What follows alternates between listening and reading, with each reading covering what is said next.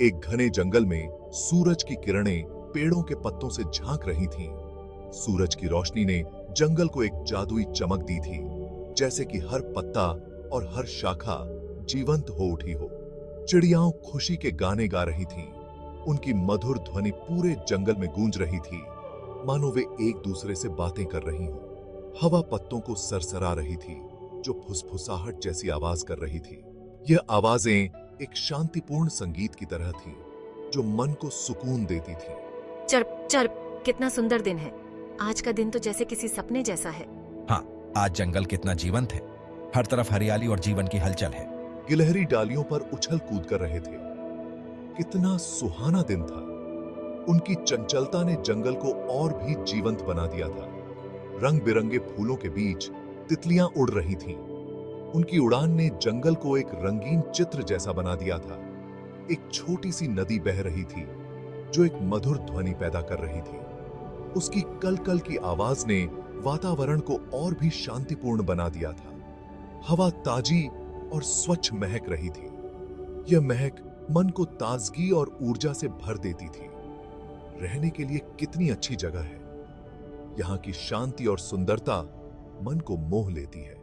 Tweet tweet, ये जगह कितनी अद्भुत है। मुझे यह जगह बहुत पसंद है। यहाँ की हरियाली और शांति मन को सुकून देती है।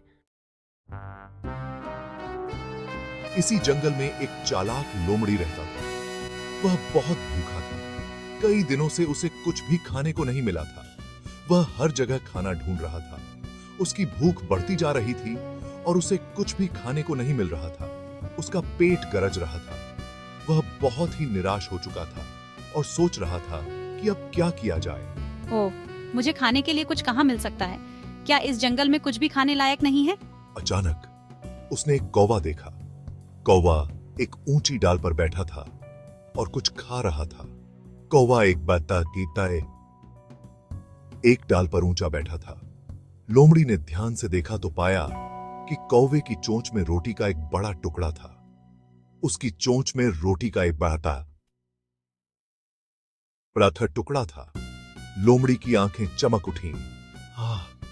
मेरे पास रोटी का कितना बढ़िया टुकड़ा है। यह रोटी मुझे बहुत स्वादिष्ट लग रही है। मुझे बहुत गर्व हो रहा है। मैं इस रोटी को किसी के साथ भी साझा नहीं करूंगा। कौवे को बहुत घमंड हो रहा था।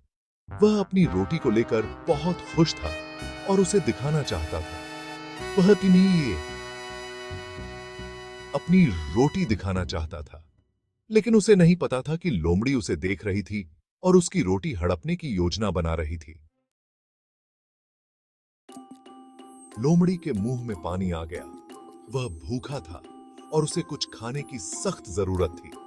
उसे वह रोटी चाहिए थी।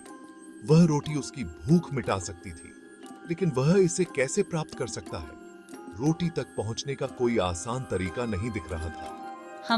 मुझे उस रोटी को पाने का कोई तरीका सोचना चाहिए। मुझे कुछ करना होगा। लोमड़ी धूर्त था। वह हमेशा अपने चतुराई से समस्याओं का हल निकालता था। उसने एक योजना के बारे में सोचा, एक ऐसी योजना जो उसे रोटी दिला सके। उसने कौवे को चकमा देने का फैसला किया। कौवा रोटी को पकड़े हुए था। मुझे पता है कि क्या करना है। मुझे कौवे को बेवकूफ बनाना होगा। लोमड़ी जानती थी कि कौवे को तारीफ सुनना बहुत पसंद है। वह हमेशा अपनी प्रशंसा सुनकर खुश हो जाता था। वह मन ही मन मुस्कुराया। उसकी योजना काम करने वाली थी। यह तो बहुत आसान होने वाला था। उसे बस सही समय का इंतजार करना था। अब अपनी योजना पर अमल करने का समय आ गया है। मुझे कौवे से बात करनी होगी और उसे अपनी बातों में फंसाना होगा। ओह, तुम कितने सुंदर पंछी हो। कौवे ने अपना सिर झुका लिया। आपके पंख कितने काले और चमकदार हैं। कौवा बहुत खुश हुआ। उसे पहले कभी किसी ने सुंदर नहीं कहा था।